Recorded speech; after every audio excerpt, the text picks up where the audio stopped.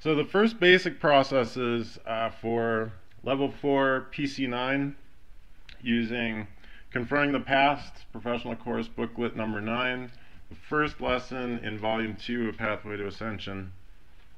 Each one of the following processes may only bring really just something into view, or it could defragment the area altogether on inspection.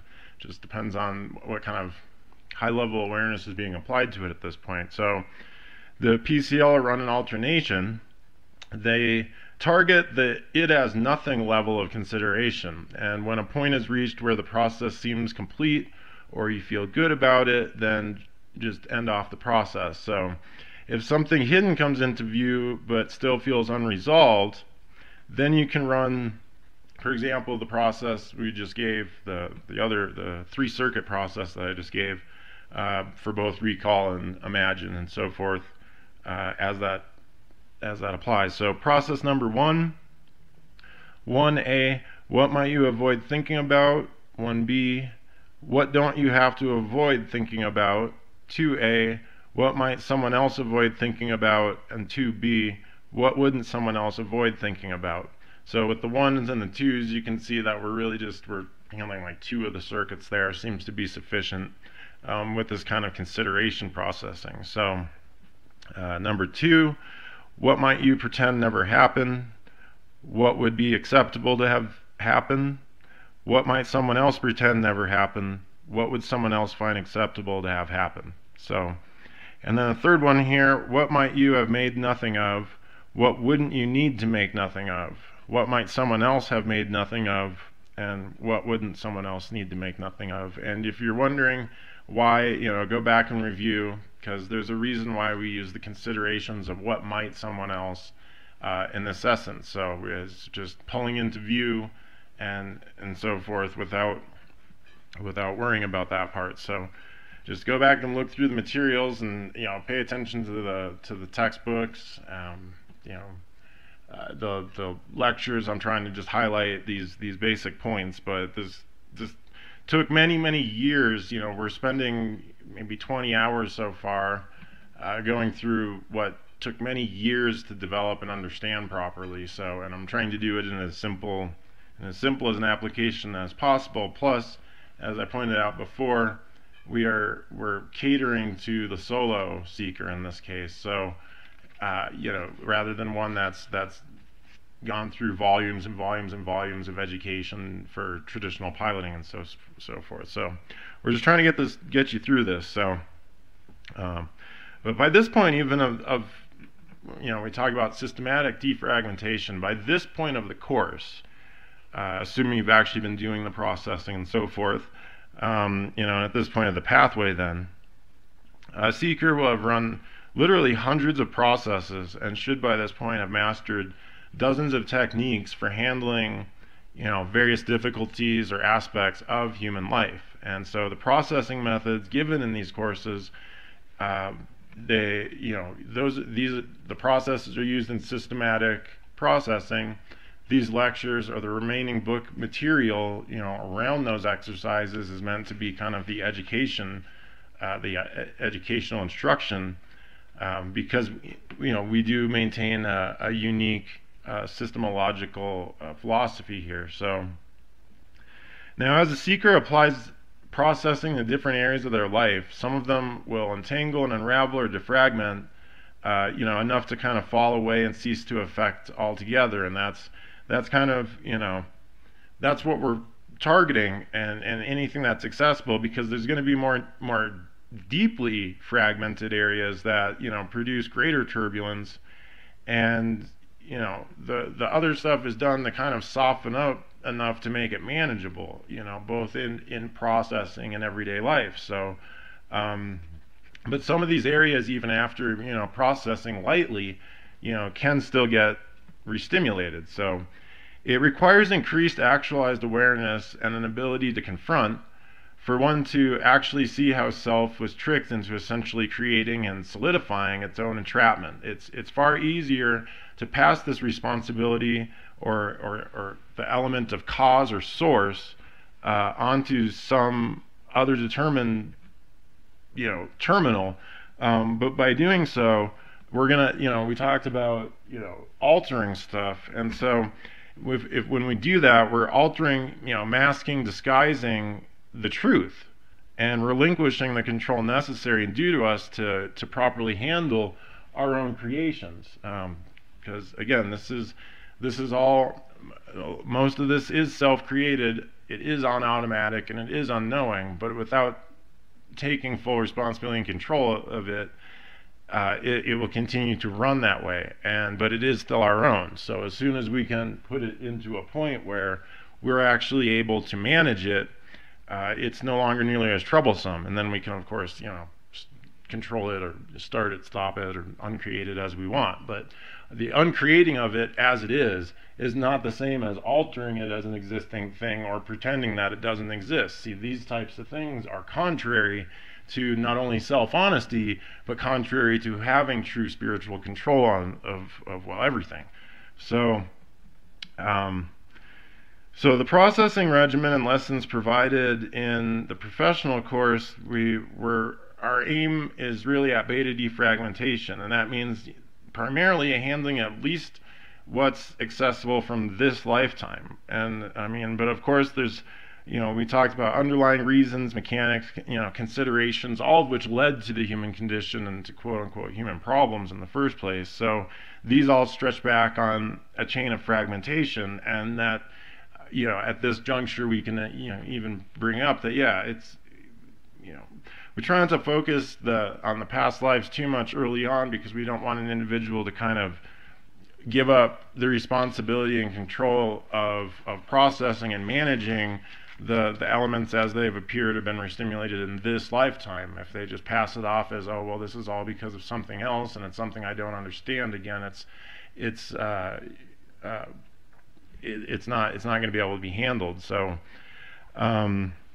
so there's when we talk about fragmentation, we do literally mean personal energy and awareness that is like wound up, and it's almost like wound up like a spring, just waiting to spring into action and be activated or restimulated by something. So and so the kind of release points we're talking about, if you've been progressing well on the pathway up to this point, then you've probably already experienced some of the more significant release points or end realizations along the way. And so what that does, as we progressively work along, is kind of increase the certainty and, of course, the personal confidence that is needed to continue kind of charging ahead and discharging the fragmentation that one is able to confront. That's just the stuff that's going to get restimulated anyways, just by the general experience of everyday life. So now, processing on the pathway isn't necessarily foolproof. There's times, particularly when flying solo and without additional aids such as the proper education, or even we talked about just briefly, we didn't talk about it because we're trying to keep this course separate from what the necessity of co-piloting and also GSR biofeedback metering. But that certain aids like that can sometimes help a seeker overwhelm turbulence. The having a co-pilot and the presence of the meter and being able to focus on that stuff, it can help overcome difficulties. So our emphasis has really been on solo processing techniques that are effective in stimulating fragmentation, even in the presence of heavy charge. So we've been, rather than charging forth and targeting like what level 4 represents in terms of confronting the past directly, we've been working up to that point. We've been learning how to handle various areas and different methods of processing and analyzing and so forth, the contents of our data bank.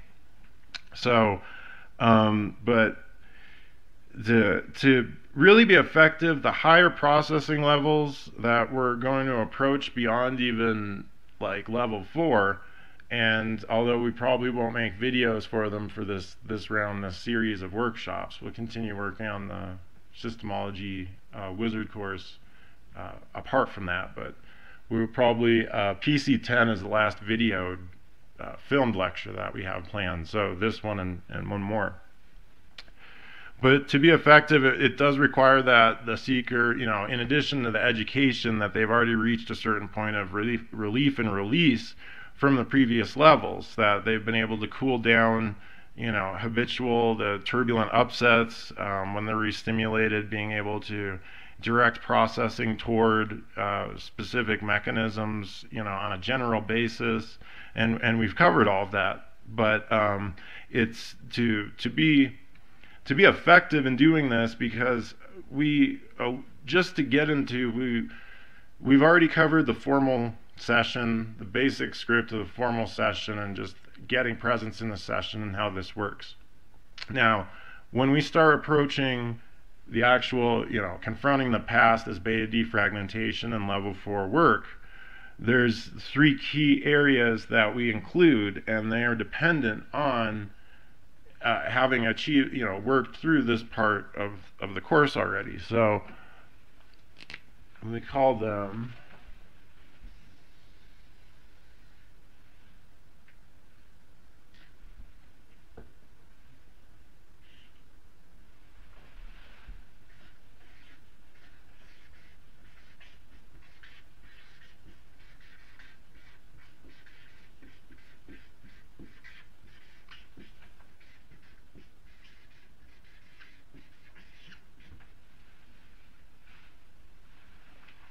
the preventative fundamentals, and they kind of represent, there's 3 of them, they represent kind of key hot buttons that are the most troublesome to a seeker, when they're processing their way along the pathway, and they're all going to be things that you've that have been familiar with, but they're troublesome if they're ignored rather than handled or confronted.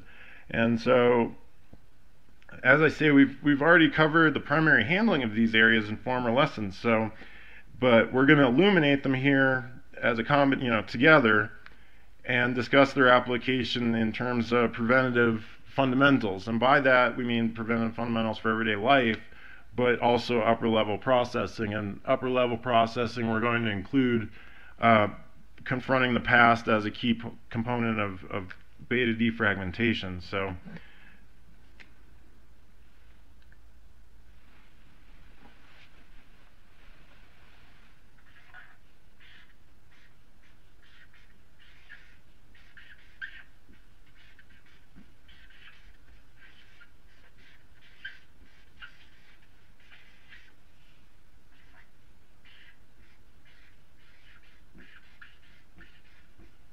we got flow factors,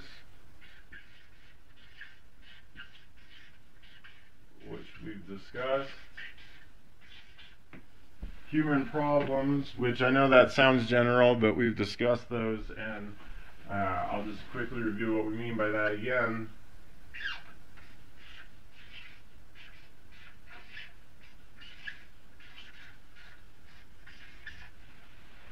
And holdouts. So flow factors, we talked about those most recently in lesson 7. Lesson 7, PC7, that was eliminating barriers. And that means a break or an upset, whether it's the enforced or inhibited. We talked about the various combinations related to communication, likingness, and or agreement. So a break or upset in the flow factors is one of the things that needs to be handled prior to all other processing. By human problems, we talked in lesson 4, PC4, handling humanity, about present time attention or presence being occupied or fixed elsewhere, and usually outside of one's control. So an individual's trying to be processed, and it's being, all their attention is elsewhere on something and treating it as present, rather than the session. This needs to be, again, handled prior to all additional processing. And then holdouts. Now, we talked a little bit about that in lesson 6, escaping spirit traps, PC6, and all of these are going to be found in volume 1, by the way. So we just started volume 2, Pathway to Ascension. All of these key preventative fundamentals are described in volume 1 in more detail. So And holdouts being things that we're holding out on in terms of communication, attention being restimulated in an area because of we talked about concerns over someone almost finding out about something. It's as much to fix our attention as the general, where we're distracted on problems elsewhere, or we're experiencing basic upsets of the human condition. Now, we've already talked about these before, so it might seem weird. Okay, why are we readdressing them? These are the key areas I have selected from the previous material to, again, be defined as preventative fundamentals. And these are fundamentals that must be resolved or established if there's a present issue on any of it at the beginning of any session or any actual processing. And what is it preventing? Well, it's preventing basically wasting everybody's time.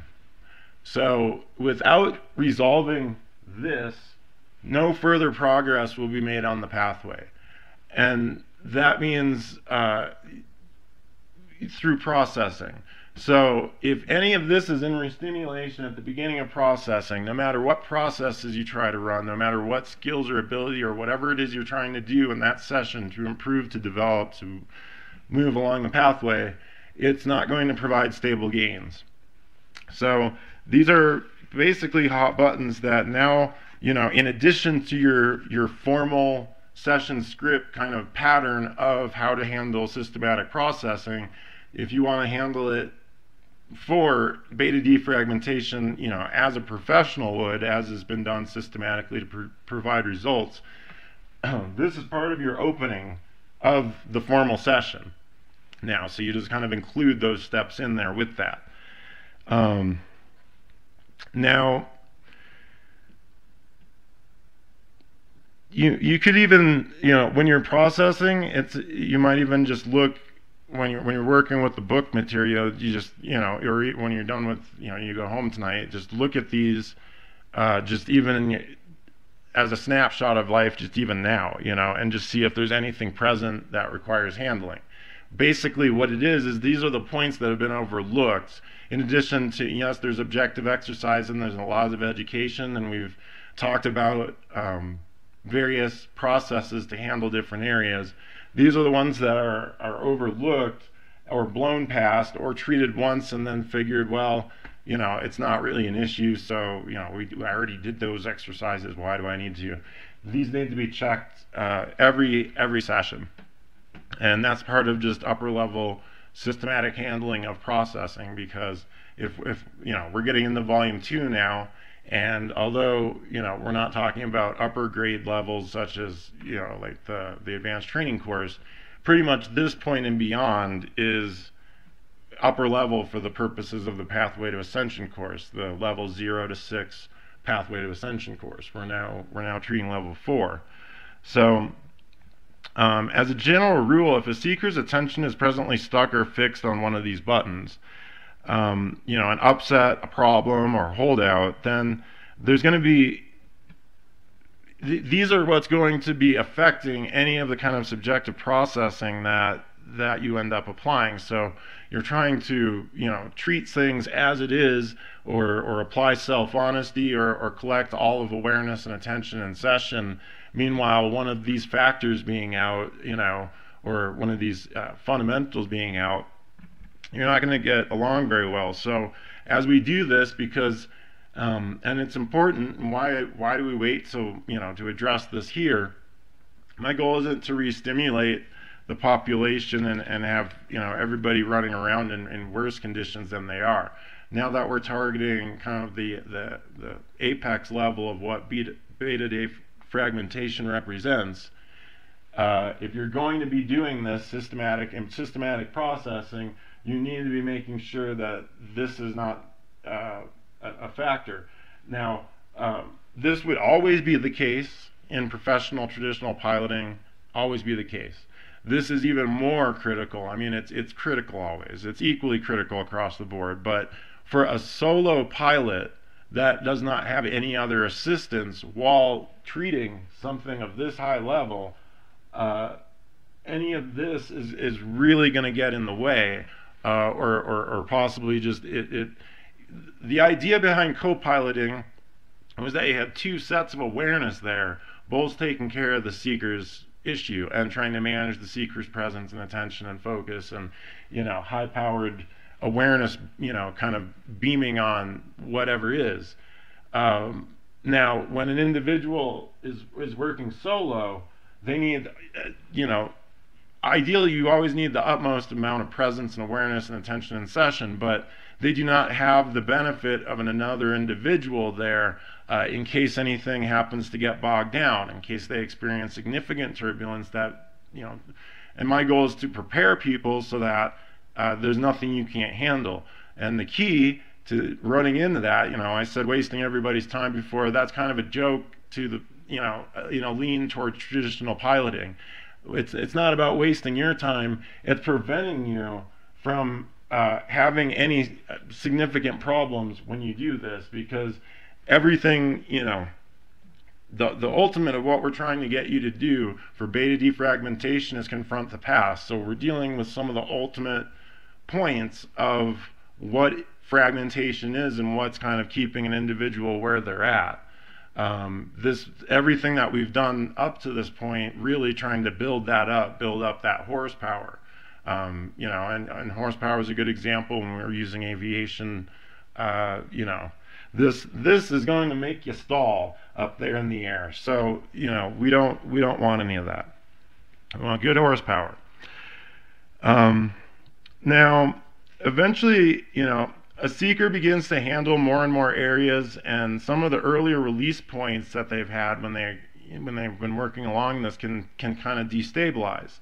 And this is normal, so don't treat this as a setback. It occurs because the range of awareness or availability of knowingness or the knowables regarding that area is now expanding. So what was able to be treated before with what someone was prepared to confront, what someone was able to handle before, it becomes unstable because now that area includes more, and they have a higher power of awareness now, and they've taken more layers off, so they're in that much better position now to handle that.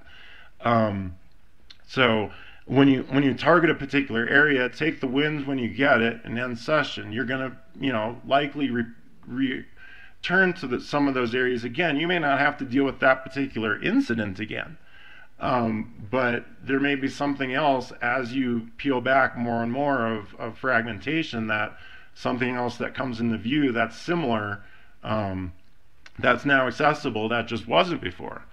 So, and we're trying to run to relief points or release points, or run so you're feeling good and whatnot, and keep moving through, and then run back to the beginning and keep moving through as far as the course material. So we're rather than trying to target this as we once did, which was a very direct forward approach, but it wasn't as simple to communicate, and it certainly wasn't within the accessibility of a solo and solo pilot from doing. So with this way that we kind of have this fly over several times, and repeat actions and whatnot, it might take a little bit longer than the direct approach, but I've seen that it's producing more stable results for solo seekers again.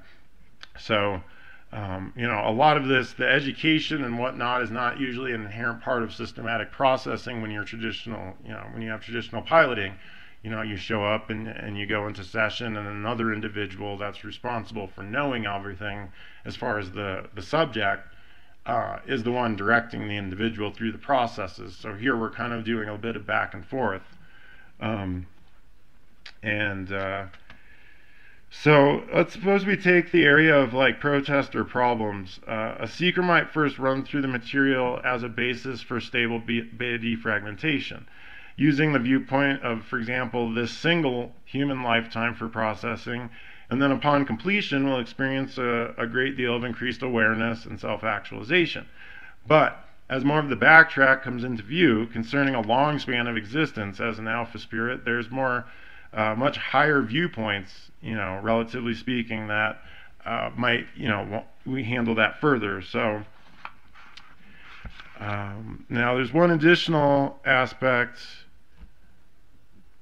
that we should cover here too. We're talking about preventative fundamentals. So in traditional piloting, just to be able to make sure we're covering all areas here. I don't want to do these videos once.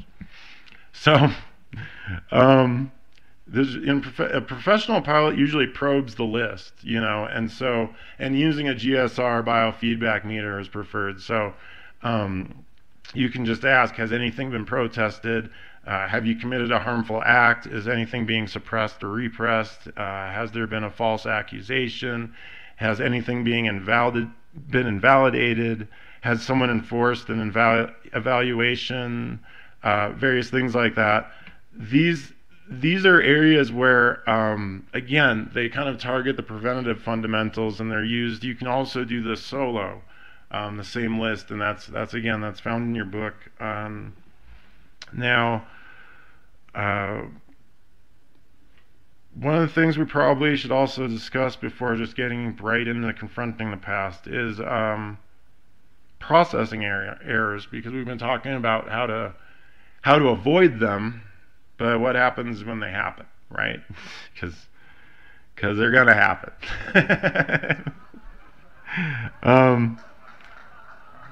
So processing errors are an additional reason why a seeker might run into trouble now and then when using our methodology. This makes for an almost unique form of very light potential fragmentation that's really just specific to only our seekers. So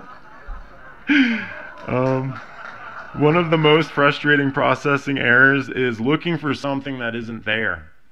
And there may be a previous mistake or a misunderstanding that leads to it, but for whatever reason, a seeker may decide that something is there or true when it isn't.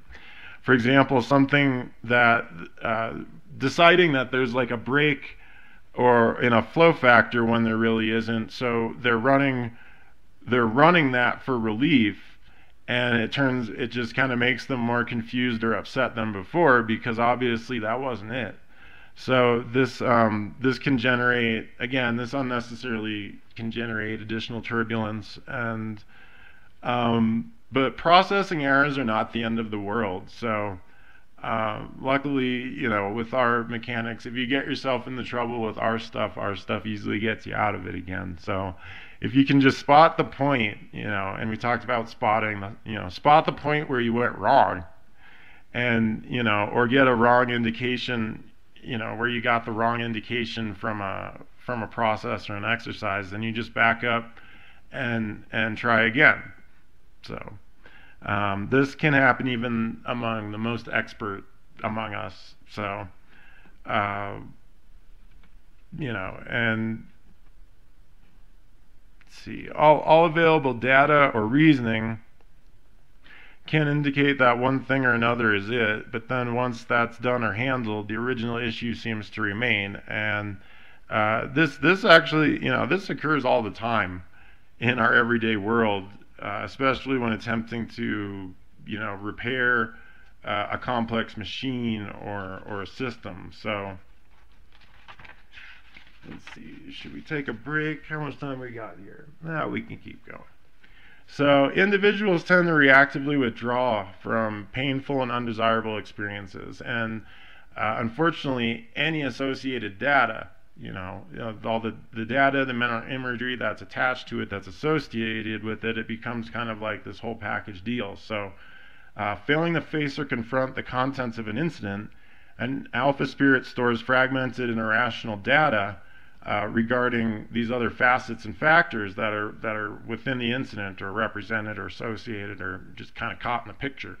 So defragmenting an incident properly using systematic processing requires all of the experience, knowledge, and actualized awareness earned from the first 9 lessons of this professional course. And this ability is basically, the main staple or the goal of how we deal with defragmentation, beta defragmentation directly. And as I mentioned before, it's also what opened up. It actually opened up. There's an entire volume dedicated to it. It's called Systemology Backtrack, and it opened up our ability to process out and uncover details about past lives. So, and there's nothing really being withheld from you on that. The same application we do here is the same application that opens up and processes out past lives. There's no special secret to doing that. Or the only secret that we have found is that you need to confront this one first, and then the other stuff will come into view. So confronting the past is so critical that this one element, this one aspect, is really what completely defines level 4. Whereas in previous levels we've kind of touched and hit upon a lot of different things. Really, this is kind of what we're doing now. So hidden within past negative experiences are, and we mean negative fragmented, experiences and our retention of that data. In those, there's considerations and high power alpha thought, what we call alpha thought, to be, academically, to not just treat our own, vocabulary. It would be considered a postulate about basically reality. What an individual is basically willing to be or do or have or whatnot. So unwillingness, and we've talked about this, it leads to creating automatic reactive mental mechanisms, and spiritual machines that compulsively are like creating, with our personal energy. Not only are we unknowingly creating these machines, but they're also using our energy to kind of make, and we actually handle these machines in upper levels. So I'm not just throwing that out there because it sounds good.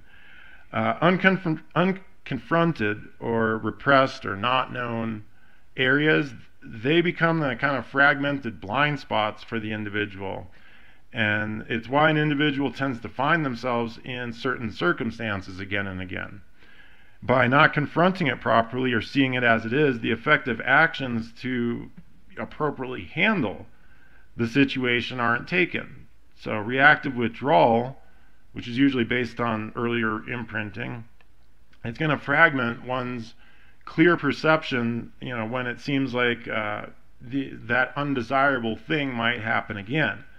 And again, when we talked about the reason why we hold on to those things that must not happen again, and balancing in infinity and so forth. So in systemology, we often use the word restimulated to describe the present time activation of past fragmentation. So I mean, when circumstances of ordinary, everyday life stirs up or brings to the surface the fragmentation of a past incident. And of course, this occurs, the reason it's fragmentation is because this stirring up or this triggering factor, it occurs, outside or apart from one's own self-determination. And that's where, again, the mind is not under the control of self if such mechanisms are still at play. So the individual also, it tends to bring up the whole past incident, and we talked about the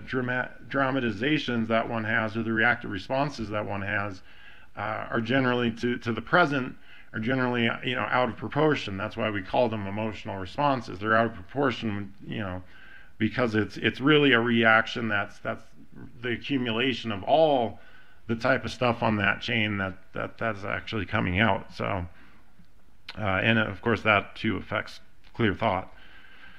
So while some of our vocabulary and theory is specific to systemology, this phenomenon that we're describing, where it's been known to humanity for thousands of years, and we even described, it was in the very first systemology book, the Tablets of Destiny Revelation, where we talk about it's the description of this being found even on ancient tablets. So it's what we're doing is observable in practice. It's not just theoretical ideas, but Our words, though, the words like imprint or the explanation of the backtrack, those are theoretical constructs that we're using to describe something, but they're workable. And so we've developed a systematic vocabulary for our systemology. The ideas behind them, it's just so many mystics in the past and so many philosophies have spent so much of their time and their schools just kind of running around the thinkingness on it and coming up with various vocabularies and paradigms. We kind of looked for the most direct, direct ones to target what we're treating. So, and so our systemology not only requires that vocabulary, but it also requires a greater level of actualized awareness, than the average standard issue human condition maintains to go all the way. So it requires knowing things with certainty that are not so easily accepted when simply taught or instructed. That's why we have processing, because just the education in and of itself does not seem sufficient to get everyone out of the trap. So we have to know these things with certainty rather than be told, and so we have to run through and process and trace things back and really work this out. Luckily, because of our systemology, you're no longer forced to freewheel and kind of flail about on that mentally on your own. We have systematic, targeted use of attention and awareness with these systematic processes. So the Joshua Free imprint, JFI Publications, in conjunction with Mardukite Academy and the Systemology Society, present the single greatest breakthrough of the 21st century for all humanity, the perfection of a new standard systemology, a complete map for the way out from the bottom to the top, and your key to being an ascended master in this lifetime. Everything you need is contained in 3 progressive, self-guiding courses: the Fundamentals of Systemology Basic Course, the Pathway to Ascension Professional Course, and the Keys to the Kingdom Advanced Training Course. And each should be studied and applied in their intended sequence and order as displayed in this video. All 3 courses combined are available as 5 standard hardcover volumes, but also as 33 installments, since each single course lesson is also available individually as a pocket-sized manual. The Fundamentals of Systemology Basic Course includes Being More Than Human, Realities in Agreement, Windows to Experience, Ancient Systemology, A History of Systemology, and Systemology Processing. The Pathway to Ascension Professional Course, including processing levels 0 through 6, includes in Volume 1, Increasing Awareness, Thought and Emotion, Clear Communication, Handling Humanity, Free Your Spirit, Escaping Spirit Traps, Eliminating Barriers, and Conquest of Illusion. The Pathway to Ascension Volume 2 includes Confronting the Past, Lifting the Veils, Spiritual Implants, Games and Universes, Spiritual Energy, Spiritual Machinery, The Arcs of Infinity, and Alpha Thought. The Keys to the Kingdom AT Advanced Training Course for Processing Level 7 in Volume 1 includes The Secret of Universes, Games, Goals, and Purposes, The Jewel of Knowledge, Implanted Universes, and the Supplementals Systemology Biofeedback and Systemology Procedures. The Keys to the Kingdom AT Advanced Training Course for Processing Level 8 in Volume 2 includes Entities and Fragments, Spiritual Perception, Mastering Ascension, Advancing Systemology, and the AT Supplement Systemology Piloting. All titles are available from your favorite bookseller. Explore new standard systemology today, and may you never be the same.